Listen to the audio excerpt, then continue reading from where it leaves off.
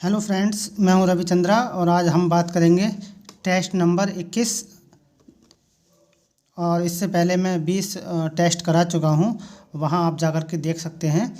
चलिए स्टार्ट करते हैं। सबसे पहला क्वेश्चन पूछा गया है, निम्न में से कौन सी धारा अन्य धाराओं से भिन्न है। यानी ऐसी कौन सी धारा है एक जो 3 अन्य धाराओं से भिन्न है। ब्राज़ील की धारा, लेब्राडोर की धारा, कनारी की धारा, फॉकलैंड की धारा। तो फ्रेंड्स, जो अन्य धाराओं से भिन्न है वो जो धारा है, करंट है, ब्राज़ील की करंट है जो कि गर्म है।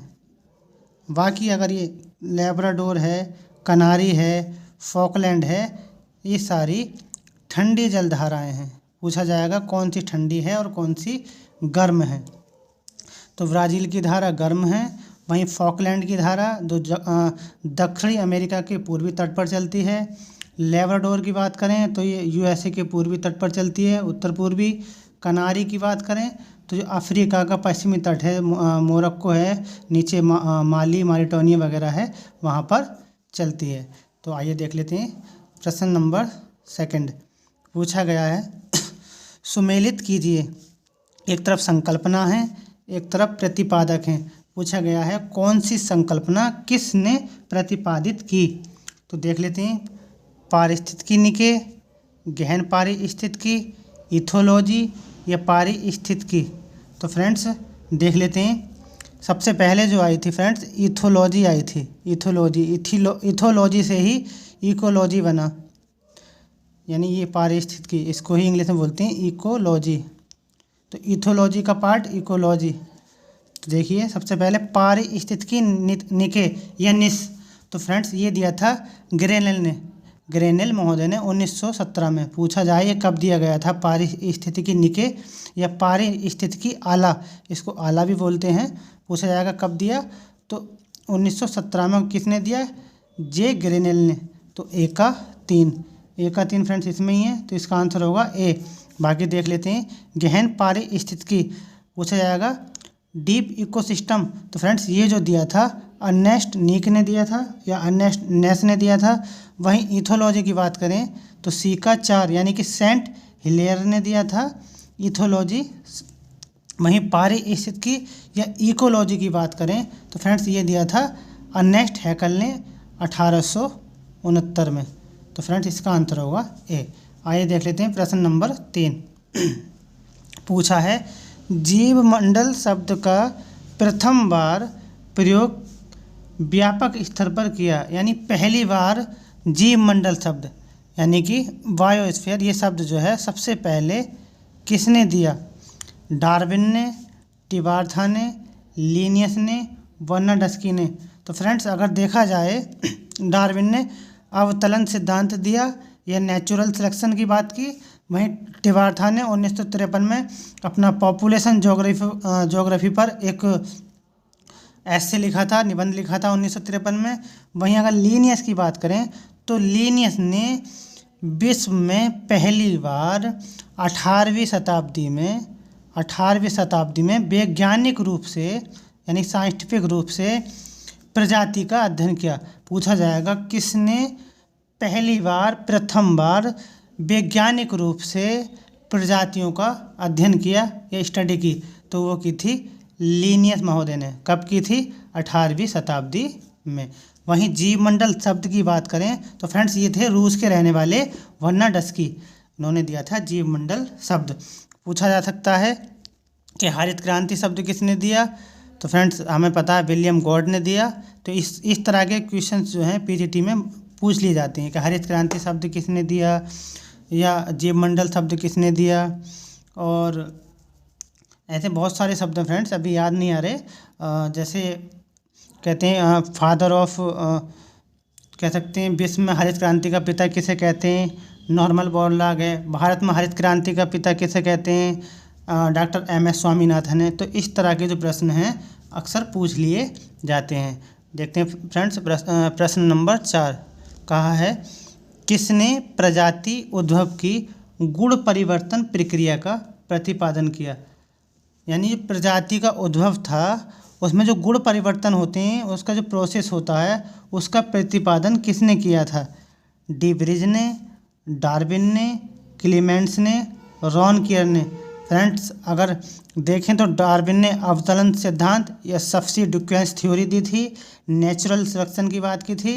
वहीं क्लीमेंट्स ने एकल जलवायु पूछा जाएगा, एकल जलवायु सिद्धांत पूछा जाएगा। एकल जलवायु सिद्धांत किसने दिया?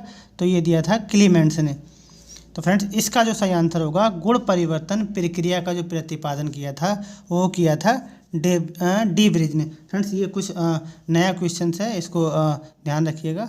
चलिए देख लेते हैं अगला प्रश्न। पूछा गया है जनजाति समूह की सबसे बड़ी संख्या रहती है, यानी कौन सा एक ऐसा देश है जिसमें जनजाति का एक ग्रुप बहुत बड़ी संख्या में निवास करता है? युगांडा में, तंजानिया में, दक्षिण अफ्रीका में, नाइजीरिया में। तो फ्रेंड्स नाइजीरिया में जो जनजाति पाई जाती है उसको कहते हैं फुलानी। पूछा जाएगा फुलानी जनजाति कहाँ निवास करती है? तो फ्रेंड्स नाइजीरिया में एक नदी है नाइजर, तो ये नाइजर नदी के तट पर निवास करने वाली फुलानी जनजाति है। जो नाइजर जो है पॉल्म ऑयल के लिए भी जाना जाता है, पॉल्म ऑयल यानी खाने का जो तेल होता है उसके लिए भी जाना जाता है। तो पूछा जाएगा फुलानी जनजाति कहाँ की है? तो नाइजर की है। नाइजर की जो नाइजीरिया की जो नाइजर नदी है वो पॉल्म ऑयल के लिए भी प्रसिद्ध है। वहीं दक्षिण अफ्रीका की बात करें तो फ्रेंड्स यहाँ जुलू जनजाति मिलती है। जुलू आपने सुना होगा, इसका नाम जुलू जनजाति है दक्षिण अफ्रीका की।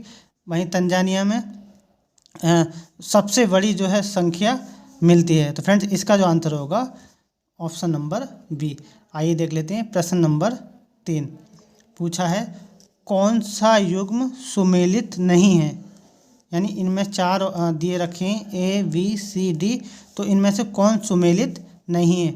बटवा, कांगो बेसिन, रुवाला सऊदी अरब, सेमांग मलेशिया, इन्यूट मध्य एशिया। तो फ्रेंड्स बटवा हमें पता है कांगो बेसिन में पाई जाती है, यानी जो कांगो रिवर है उसके आसपास के क्षेत्र जो हैं बेसिन जो वहाँ पर बटवा जनजाति जो है निवास करती है। वहीं रुबाला की बात करें तो रुबाला में जो सऊदी अरब का मरुस्थल है वहाँ पर ही निवास करती है, और इनका जो मुख्य कार्य है वो है फ्रेंड्स ऊँट का, ऊँट के साथ में जो है व्यापार करते हैं, ये व्यापारी हैं। वहीं सेमांग की बात करें तो सेमांग जो मलेशिया के जंगल हैं उसमें निवास करने वाली खूंखार प्रजाति है। पूछा जाएगा खूंखार प्रजाति कौन सी है? तो सेमांग है मलेशिया की। वहीं इन्यूट की बात करें तो इन्यूट मध्य एशिया में नहीं है, इन्यूट जो है फ्रेंड्स ये है कनाडा में। वहीं मध्य एशिया की बात करें, मिडिल एशिया की बात करें तो फ्रेंड्स यहाँ जो जनजाति पाई जाती है वो पाई जाती है खिरगिज या युकाधीर। पूछा जा सकता है मध्य एशिया में कौन सी जनजाति निवास करती है? खिरगिज और युकाधीर मध्य एशिया में, इन्यूट कनाडा में, शेमांग मलेशिया में, रुवाला सऊदी अरब में, वटवा कांगो बेसिन में। आइए देख लेते हैं फ्रेंड्स प्रश्न नंबर 6। पूछा है विश्व के कुल क्षेत्रफल में कितने प्रतिशत भाग लगभग निर्जन है? ये पूछ रहा है, यानी विश्व में पूरा विश्व है फ्रेंड्स ये, तो इस पूरे विश्व में कि ये जो कुल क्षेत्रफल है इसमें कितने प्रतिशत भाग लगभग निर्जन है? निर्जन का मतलब होता है फ्रेंड्स गरीब हैं, यानी कितने प्रतिशत गरीब हैं? 22%, 33%, 44%, 55%। तो फ्रेंड्स ये जो निर्जन लोग हैं, गरीब लोग हैं, ये हैं 33%, यानी 33%। आइए देख लेते हैं फ्रेंड्स प्रश्न नंबर 7। पूछा है नगर उपांत शब्द का प्रयोग प्रथम बार किसने किया? पूछा जा सकता है अर्बन फ्रेंज जो शब्द है यानी नगर उपांत है, ये सबसे पहले शब्द किसने दिया? क्योंकि ऐसे प्रश्न काफ़ी पूछ लिए जाते हैं फ्रेंड्स वन लाइनर में भी और मैच द फॉलोइंग में। एक तरफ दे देंगे, जैसे एक तरफ पेज रख दें, टैबलो रख दें, नगर उपांत रख दें, और ये ऐसे दे दें तो उसमें मैच द फॉलोइंग में हमको ये लगाना होगा। तो फ्रेंड्स ये जो दिया था नगर उपांत शब्द डी स्मिथ ने दिया था। पूछा जाए कब दिया था? तो फ्रेंड्स ये दिया था 1937 में। आइए देख लेते हैं फ्रेंड्स प्रश्न नंबर 8। पूछा है कारागंडा कोयला क्षेत्र अवस्थित है? फ्रांस में, कजाकिस्तान में, यूएसए में, चाइना में। तो फ्रेंड्स हमें सबको पता है कि जो फ्रांस का एक लॉरेन कोयला क्षेत्र है। कजाकिस्तान, अब इसको हमें याद कर सकते हैं फ्रेंड्स एक ट्रिक से, कारागंडा का से कजाकिस्तान, का से कोयला, यानी ट्रिपल के। तो ट्रिपल के से याद कर सकते हैं, कारागंडा, कजाकिस्तान, कोयला क्षेत्र। तो फ्रेंड्स कारागंडा जो कोयला क्षेत्र है वो कजाकिस्तान में है। वहीं यूएसए की बात करें तो मिसौरी और मिसिसिपी दो नदियां हैं, इनकी घाटी में जो है कोयला क्षेत्र देखने को मिलता है। और एक कई और सारे भी हैं फ्रेंड्स, वैसे इलिनियास भी है जहाँ पर कोयला मिलता है, इलिनियास है और कंसांस है और नेब्रास्का है। फ्रेंड्स ये कई सारे ऐसे रीजन हैं जहाँ पर कोयला देखने को मिलता है।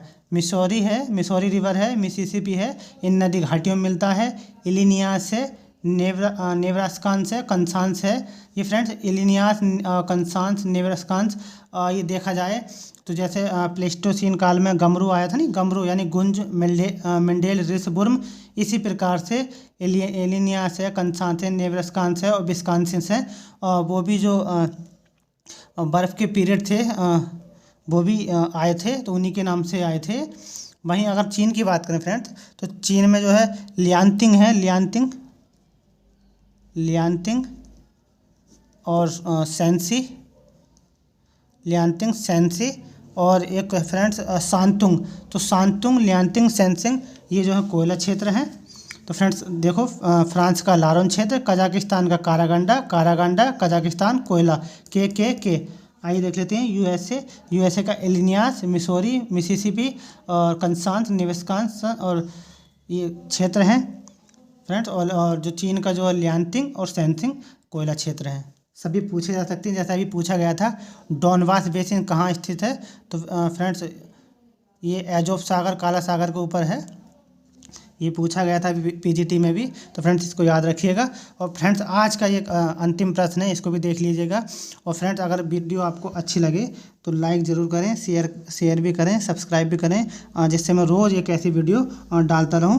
वैसे मैं डेली एक वीडियो डालता हूं और जिससे मेरा भी काफ़ी अच्छा रिवीजन हो जाता है और साथ में आपका भी हो जाता है। चलिए देख लेते हैं, अंतिम प्रश्न है आज का। पूछा है कौन सा देश पूर्ण रूप से भूतापीय ऊर्जा पर निर्भर है? भूतापीय मतलब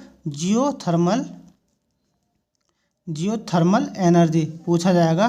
कौन सा एक ऐसा देश है जो पूर्ण रूप से जियोथर्मल जो एनर्जी होती है उस पर बेस है, उस पर निर्भर है? Australia, Brazil, Argentina, New Zealand. तो फ्रेंड्स न्यूजीलैंड एक ऐसा देश है मात्र जो केवल जो है भूतापीय ऊर्जा या जियोथर्मल एनर्जी पर निर्भर है। तो फ्रेंड्स ये रहे आज की क्वेश्चंस, और अच्छे लगे तो लाइक करें, शेयर करें, सब्सक्राइब करें। आज के लिए इतना ही। Thank you so much.